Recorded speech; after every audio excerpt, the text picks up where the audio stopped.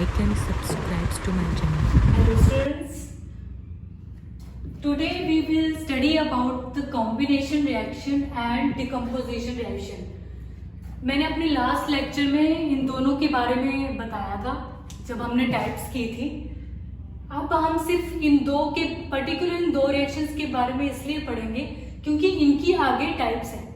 जो भी हमने 5 टाइप्स पढ़ी थी केमिकल इक्वेशंस की, उसमें से 2 रिएक्शंस ऐसी हैं, कॉम्बिनेशन रिएक्शन और डिकम्पोजिशन रिएक्शन, जिनकी आगे फर्दर टाइप्स हैं. आज इस लेक्चर में हम इन दोनों की टाइप्स डिस्कस करेंगे. ठीक है, तो नेक्स्ट हमारे पास आती है कॉम्बिनेशन रिएक्शन. कॉम्बिनेशन रिएक्शन मैंने बताया था कि कोई भी 2 रिएक्टेंट्स या 2 सब्सटेंसेस आपस में रिएक्ट होके एक सिंगल प्रोडक्ट देते हैं. जैसे कि एग्जांपल में मैं ले लेती हूँ बर्निंग ऑफ कॉयल. ठीक है, इसमें कार्बन को हम रिएक्ट कराते हैं ऑक्सीजन गैस के साथ and we will get CO2 gas. ठीक है, this is a carbon dioxide gas.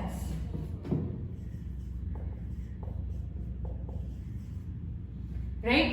अब इस मैंने बेसिकली यही बताया था जब हमने टाइप्स की थी कि 2 रिएक्टेंट्स कंबाइन होके रिएक्ट करके आपस में हमें एक सिंगल प्रोडक्ट देते हैं. ठीक है, तो वो जो सिंगल प्रोडक्ट देते हैं उस चीज को हम बोलते हैं कॉम्बिनेशन रिएक्शन. ठीक है, नेक्स्ट इसकी टाइप है and that is exothermic reaction. इस रिएक्शन की एक ही टाइप है and that is exothermic reaction. Exothermic reaction में क्या होता है कि जिसमें इसमें सबसे पहले तो एक्सो का मतलब होता है कोई भी चीज निकलना. ठीक है, थर्मल का मतलब होता है हीट. तो जिसमें हीट निकलती है किसी भी रिएक्शन में उसे हम बोलते हैं एक्सोथर्मिक रिएक्शन.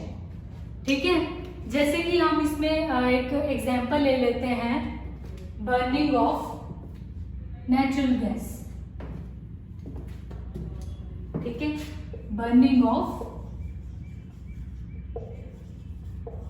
Natural gas. ठीक है, बर्निंग ऑफ नेचुरल गैस में हम क्या करेंगे कि हम एक मीथेन लेंगे. मीथेन को मैं रिएक्ट करूंगी ऑक्सीजन के साथ और हमें एज अ प्रोडक्ट क्या मिलेंगे CO2 plus H2.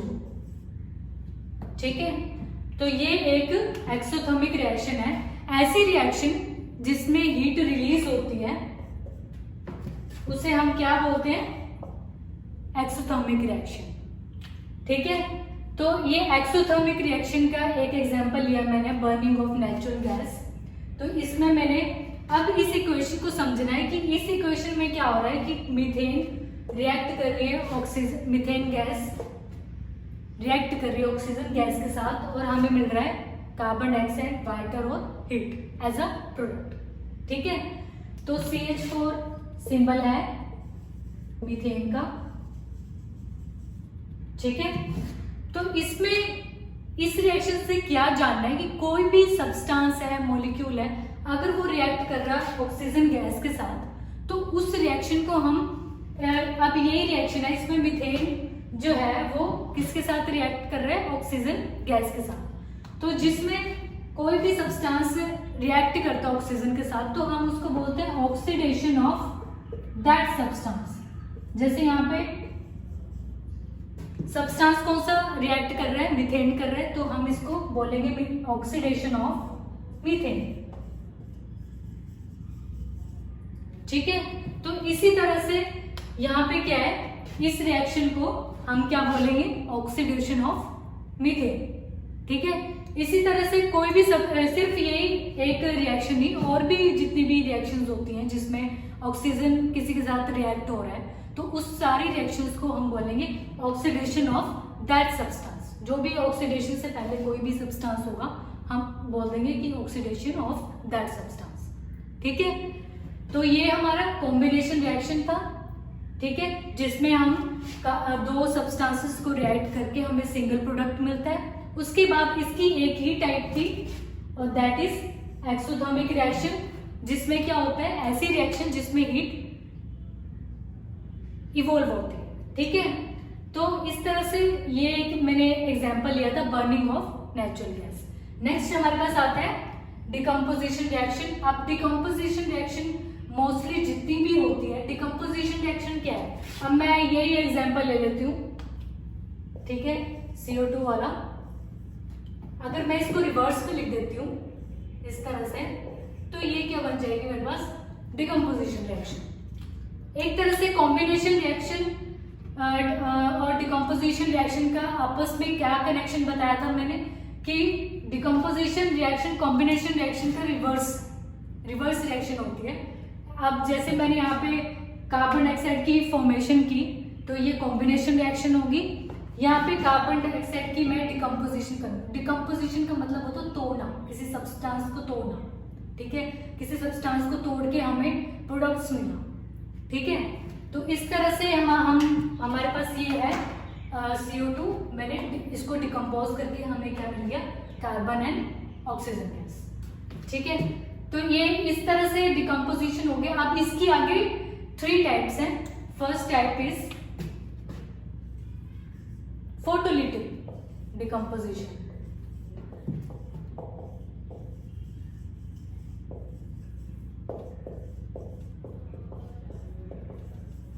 Photolytic decomposition में क्या होता है, फोटोलिटिक का मतलब होता है कोई भी रिएक्शन हो रही है in the presence of sunlight, ठीक है। तो यहाँ पे फोटोलिटिक का मतलब हो गया कोई भी रिएक्शन होना in the presence of sunlight. अब इसमें मैं एग्जांपल ले लूंगी AgBr, जिसको हम बोलते हैं सिल्वर ब्रोमाइड।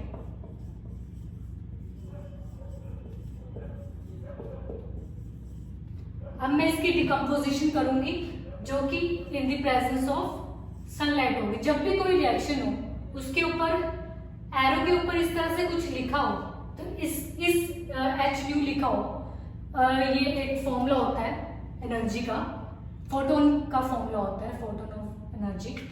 तो जब भी ये इस तरह से एरो के ऊपर HU लिखा हो, तो इसका मतलब ये रिएक्शन जो हो रही है वो इन द प्रेजेंस ऑफ सनलाइट हो रही है, ठीक है। तो इस तरह से सिर्फ ये नहीं, डिकम्पोजिशन रिएक्शन भी कोई भी रिएक्शन हो सकती है। अगर किसी भी एरो के ऊपर ये चीज है तो इट मींस ये इन द प्रेजेंस ऑफ सनलाइट है, ठीक है। तो अब मेरे पास सिल्वर ब्रोमाइड है। अब मैं इसको इस तरह से ब्रेक कर रही हूँ, तो मेरे पास in the presence of sunlight, तो मेरे पास सिल्वर है और मुझे मिल रहा है ब्रोमीन, ठीक है। इस तरह से मेरे पास ये चीज होगी। अब ये जो रिएक्शन है इसको मैं बैलेंस कर देती हूँ, तो ये मेरे पास रिएक्शन बैलेंस होगी, ठीक है। इसी तरह से एक और मेरे पास एग्जांपल है AgCl, जिसको हम बोलेंगे सिल्वर क्लोराइड। जब मैं इसको डिकम्पोज करूंगी, सेम मेरे पास ऊपर वाले की तरह Ag प्लस क्लोरीन आ जाएगा, ठीक है। बैलेंस वही इस तरह से करके ये मेरे पास रिएक्शन कंप्लीट हो जाएगी। तो ये दोनों रिएक्शंस होगी, सिर्फ ये 2 रिएक्शंस हैं, इनके अलावा और भी रिएक्शंस होती हैं, बट डिकम्पोजिशन के केस में ये दोनों रिएक्शंस हैं जिनकी डिकम्पोजिशन होती है इन दी प्रेजेंस ऑफ सनलाइट, ठीक है। और डिकम्पोजिशन का मतलब होता है कोई कंपाउंड का, किसी कंपाउंड का टूटना और टूट के हमें प्रोडक्ट्स देना। इस तरह से हमारे पास ये 2 जो इक्वेशंस हैं, ये 2 इक्वेशंस ऐसी हैं जो यूज होती हैं हमारी फोटोग्राफी में, ठीक है। जो भी हमारे पास पहले फिल्म बनती है जो फोटोग्राफी की, वो इन दोनों रिएक्शंस से बनती है, ठीक है। ये दोनों रिएक्शंस यूज होती है फोटोग्राफी में। सो नेक्स्ट हमारे पास डिकम्पोजिशन की टाइप्स आती है, एंड दैट इज नेक्स्ट हमारी टाइप्स है डिकम्पोजिशन रिएक्शन में इलेक्ट्रोलाइटिक डिकम्पोजिशन। इलेक्ट्रोलाइटिक डिकम्पोजिशन में क्या होता है कि जो कोई भी सब्सटेंस है उसके सॉल्यूशन को हम डिकम्पोज करते हैं, उसके सॉल्यूशन से इलेक्ट्रिसिटी पास करके, इलेक्ट्रिक करंट को पास करके, और फिर हमें उस इलेक्ट्रिसिटी और इलेक्ट्रिक करंट को पास करके उसके सॉल्यूशंस में हमें प्रोडक्ट्स मिलते हैं। ठीक है, तो उसी तरह से इसमें एग्जांपल मैं लूंगी वाटर का। वाटर की जब सॉल्यूशन की डिकम्पोजिशन होती है तो हमें दो गैसेस मिलती हैं, हाइड्रोजन एंड ऑक्सीजन, इस तरह से। और ये मैं इसकी बैलेंसिंग कर दी। सो इस तरह से ये इलेक्ट्रोलाइटिक, ये जो वाटर की सॉल्यूशन की डिकम्पोजिशन होती है वो इन the presence of electric current होती है।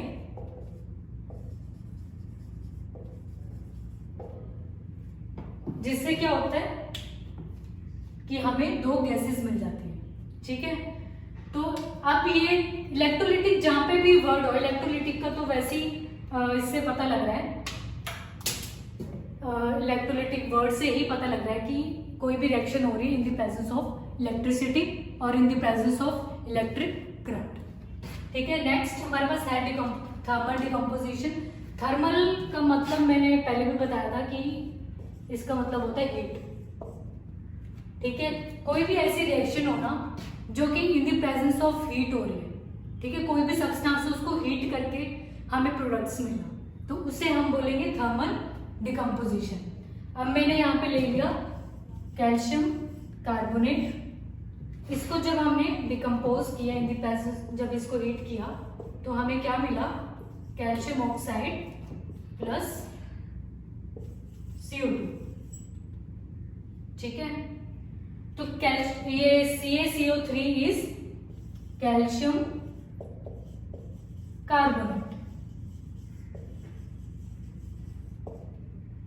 राइट। अब नेक्स्ट हमारे पास CaCaO calcium oxide and CO2 is carbon dioxide gas.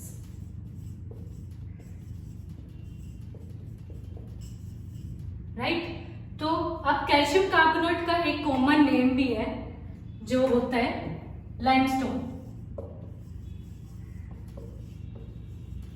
और कैल्शियम ऑक्साइड का कॉमन नेम होता है क्विकलाइम।